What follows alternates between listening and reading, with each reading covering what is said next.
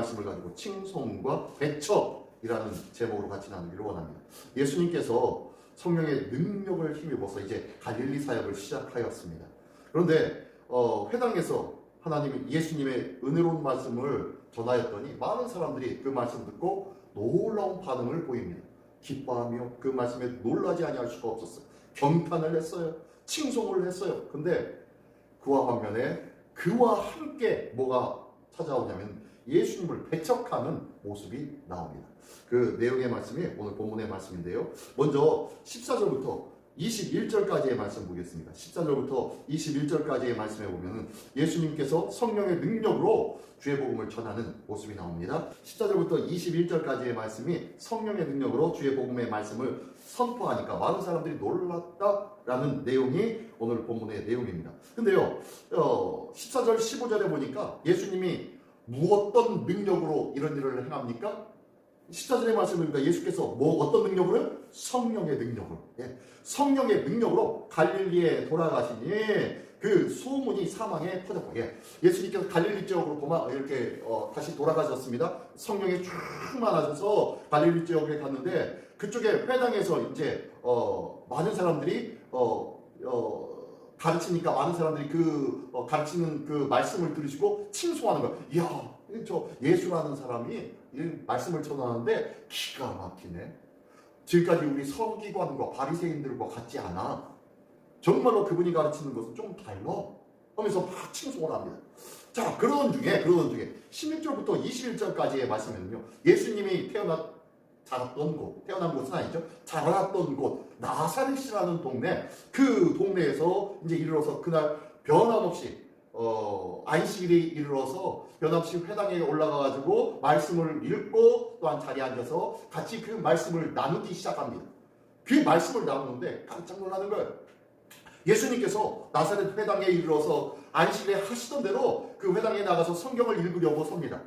이 두루마리를 쭉 펴가지고 이사야의 그 두루마리 그 성경 말씀을 이렇게 펴다가 이 한 부분을 딱 펴놓고 거기다 놓고 그 말씀을 읽으신 거예요. 그 말씀이 어떤 말씀이냐? 바로 18절, 19절의 말씀입니다.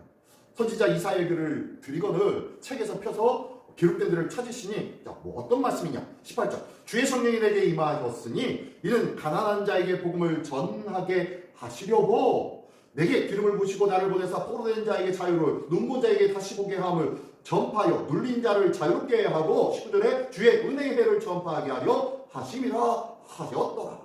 라고 하면서 그 말씀을 쭉 읽은 거예요. 이사야의 말씀을요. 그러니까 이 말씀을 듣고 난 다음에 그렇구나. 많은 사람들이 주목하고 그 말씀에 은혜를 받은 것 같아요. 그 말씀에 대해서 이제 서로가 이야기하며 같이 합니다. 이야기를 하는데 예수님께서 이 말씀에 대해서 설명하신 것에 대해서 많은 사람들이 듣고 놀라는 거예요. 아주 귀담아 듣는 거예요. 들으면서 예수님께서 마지막에 21절에 뭐라고 말씀하시냐면은 예수께서 그들에게 말씀하시되 이 글이 오늘 너희 귀에 응하였느니라 라고 말씀하신 거예요. 다시 한번요. 이 글이 오늘 너희 귀에 응하였다 라는 것은 지금 아까 좀 전에 읽은 이 말씀이 어떻게 해요? 이 말씀이 오늘 성취되었다 라는 거예요. 다시 한번 18절 19절의 말씀이 뭐였다고요? 주의 성령이 내게 임하셨으니 이는 가난한 자에게 복음을 전하게 하시려고. 자, 주님의 성령이 어떤 사람에게 임하셨습니다.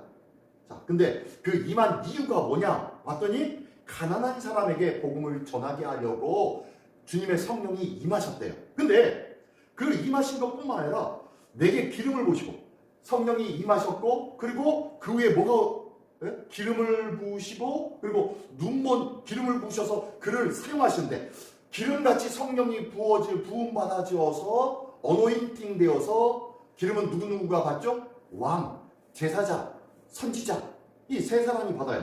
근데 메시아가 그리스도라는 뜻이 기름 부음을 받은 자라는 뜻이 메시아입니다. 메시아, 그리스도입니다. 그리스도가 기름 부음을 받은 자가 메시아, 그리스도예요. 다시 한번 얘기하면 지금 가난한 자에게 복음을 전하게 하시고 내게 기름을 부으시고 라는 것은요, 주의 성령이 내게 임하셨으니, 자, 예수님이 이 말씀을 읽으셨으니까 예수님이 당신 자신을 향하여 표현한 거예요. 주님의 성령이 내게 임하셨는데 내게 또한 뭣도 부으셨어요? 기름을 부어주셨대요. 기름은 누구에게 부어준다고요? 왕, 제사장, 선지자에게 부어준다고 했죠. 이 사람을 가르쳐서 뭐라고 한다고요? 그리스도, 메시아라는 거예요. 지금 예수님이 자기 스스로 자기 자신을 드러내고 계십니다. 자, 보시려고 뭐라고 합니까? 나를 보내사 기름을 부으시고 나를 보내사 어떻게 해요? 포로된 자에게 자유를, 눈먼 자에게 다시 보게 함을 전파하며 눌린 자에게 자유롭게 하고 주의 은혜의 해를 전파하게 하려 하십니다. 뭐요? 진정한 자유를 누릴 수 있도록 만방에게, 포로된 자에게, 그리고 눈먼 자에게, 눌린 자에게, 억압되어 있는 자에게, 모든 것을 다 빼앗긴 자에게 복음을 전할 수 있게 만들어 주셨다는 거예요. 왜 그러냐면은 지금 포로된 자는 어떻게 해요? 붙잡혀 있습니다. 갇혀 있는 자예요. 그래서 자유함이 최고죠. 그리고 눈먼 자는 뭐예요? 보지 못함으로 인해서 어디 움직이지가 못합니다. 항상 어둠 안에 갇혀 있는 자예요. 그리고 또 눌린 자는 뭡니까? 죄의 어둠의 세력에 눌려서 자기 의도대로 자기 생각대로 무언가 행할 수가 없는 자예요. 그리고 또 주의 은혜의 해를 전파한다라는 것은요, 주의 은혜의 해는 무슨 날을 말합니까? 신혼의 해라기도 하고, 원래는 그 날이 뭡니까? 희년을 말하는 거예요. 희년. 50년마다 한 번씩 돌아오는 희년. 이 희년에는요, 종되었던 자들을 다 풀어줘야 되는 거예요. 그리고 내가 돈 주고 산 땅도 원래의 주인에게 다시 돌려줘야 되는 때가 희년입니다. 그래서 희년은 회복의 해예요. 그래서 내가 종으로 끌려가가지고 살았던 자, 그리고 내가 모든 것을 빚지어서 종이 되었던 자, 그리고 빚지고 모든 것을 빼앗겨서 다 잃고 다 쓰고 사라져서 모든 사람들에게 내 지분과 땅을 다 빼앗긴 자, 그런 자들이 가장 기쁘게 기다리는 날이 희년이에요. 희년. 이 희년이 돌아오면 다시 모든 것이 회복되어져서 자유로운 몸으로 자유롭게 생활하며 기쁨과 감격으로 다시금 생활할 수 있는 원래대로 회복되어지는 날이 희년이거든요. 지금 예수님께서 당신을 가리켜서 말씀하시는 거예요. 메시아가 오시면은 이런 일들이 일어난다 라고 이미 엘리야를 통해서 말씀했는데, 이 말씀을 자기 자신에게 딱 적용시켜가지고 말한 거예요. 그랬더니 사람들이 그 내용에 대해서 정확하게 알지는 못하고 그냥 말씀이 좋으니까 그렇구나 보다 이야기하다가 본다가 예수님이 뭐라고 해요? 마지막에 21절에 이 글의 말씀이 오늘 너에게 응하였다라는 거예요. 희년이 선포되었다는 거예요. 이 희년이, 이스라엘 땅에 희년이 몇 번이나 이루어졌을까요? 그 모세 때부터 지금까지 희년이 한 번이라도 이루어졌느냐? 한 번도 이루어지지 않았어요. 하나님께서 말씀하신 이 희년을 7년이 안식년 7년이 7번 지나고 나면 그 다음에 50년째 되는 그 해가 희년이라고 했는데, 이스라엘 백성 중에서 희년을 한 번도 지킨 적이 없어요. 지금까지. 그러니까 이 그리스도 메시아가 오면은 이 희년이 선포되어지고 회복되어질 거라고 꿈꿨던 해가 바로 이 희년이었어요. 근데 예수님이 뭐라고요? 이 글이 오늘 너에게 응하였다 라고 얘기합니다. 그러니까 이 말을 듣고 깜짝 놀라는 거예요. 왜요? 지금 이 말을 지금 어디서 한 거예요? 16절에 보니까 예수께서 그 잘하신 곳 나사렛에 이르사 안식일에 늘 하시던 대로 회당에 들어가서 성경을 읽으시고 서신데, 지금 나사렛에서 하는 거예요. 고향 땅에서 하신 거예요. 그러니 고향 땅에 이 예수님의 자라온 환경, 어렸을 꼬꼬마 때부터 자라서 30살이 되었는데 그때까지 자란 환경을 다 이 사람들이 안다 모른다? 다 아는 거예요. 야, 요셉 아들 아니야 너. 어머니를 요셉은 죽은 것 같아요. 이미 먼저 죽은 것 같아요. 그리고 지금 장남으로 이 어머니 마리아를 모시고 목수의 일을 감당했었던 것 같아요. 야, 네 아버지를 알고 네 어머니를 다 알고 네 형제들 우리가 다 아는데 너 뭔 소리 하느냐? 라는 마음으로 지금 이제 이야기를 합니다. 20절에 보니까요. 그들이 다 그의 질문을, 그 입에 나오는 막 은혜로운 말을 놀랍게 여겨 이르되 이 사람이 요셉의 아들이 아니냐? 네, 말씀을 듣고 놀라긴 놀랐어요.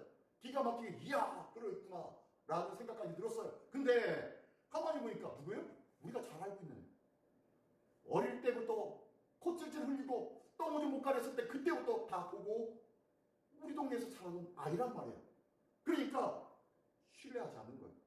이에 예수님이 뭐라고 하냐면 23절에요. 예수께서 그들에게 이르시되 너희가 반드시 의사야 너는 너 자신을 고치라 하는 속담을 인용하여 내게 말하기를 우리가 들은 바 가버나움에서 행한 일을 네 고향 여기서도 행하라 하리라. 무슨 소리냐면요. 의사가 야, 딴 사람 고치지 말고 너부터 고쳐. 너부터 건강하게 해서 우리를 고친다고 해라. 라고 지금 그런 속담처럼 야, 딴 데 가보나움 가가지고 뭐 베드로의 장모를 고쳐주고 뭐 백부장을 고쳐주고 나중에 그 사건이 나오지만 아무튼 그런 역사를 버렸다는 소리를 우리가 들었는데 갈릴리 그 옆에 있는 동네 야, 딴 데서 하지 말고 우리 동네 네 고향 이 동네에 와가지고 여기서 좀 한번 고쳐봐. 여기서 좀 기적 좀 보여줘봐. 표적을 나타내 보여줘봐. 라고 요청한다는 거예요. 그런데 예수님이 뭐라고 합니까? 24절이니까 또 이르시되 내가 진실로 너에게 이르노니 선지자가 고향에서는 환영을 받는 자가 없느니라. 뭐라 그래요? 선지자는 고향에서 환영받지 못한대 라고 얘기합니다. 그러면서 뭔 얘기를 또 하냐면요, 두 가지 이야기합니다. 엘리야 시대의 사렙다 과부 얘기를 합니다. 무슨 과부요? 사렙다 과부. 이 시돈 땅에 살고 있었던 사렙다 과부를 얘기합니다. 시돈 땅이 이방 지역이에요. 이방 지역. 이스라엘에 많은 과부가 있는데 그런 자들에게 역사가 나타나지 않냐고 이스라엘이 이방 땅에 가가지고 이방 여자인 사렙다 과부 집에 들어가가지고 거기에서 놀라운 역사를 보여준 거예요. 딴 사람도 아니고 이스라엘에 많은 사람이 있었는데 딱 한 사람 이방에 있는 여인에게 가가지고 그에게 하나님의 역사를 보여준 거 기억나냐? 자, 그리고 엘리야가 그랬는데 엘리야의 제자인 엘리사 얘기해볼까? 엘리사도 이스라엘에 많은 문둥병자가 많이 있는데 그런 사람을 다 내버려두고 저기 수리아 땅에 살고 있는 나만 장군에게 가가지고 나만 그 사람만 고쳐줬잖아. 왜 그랬을까? 라고 얘기합니다. 왜 이스라엘 사람들은 고쳐주지 않냐고, 고향 자국의 사람들은 고쳐주지 않냐고 남의 나라 남의 땅 가가지고 거기서 역사하고 보여줬느냐 라고 얘기합니다. 그러면서 그들에게 이야기하는 것은 그거예요.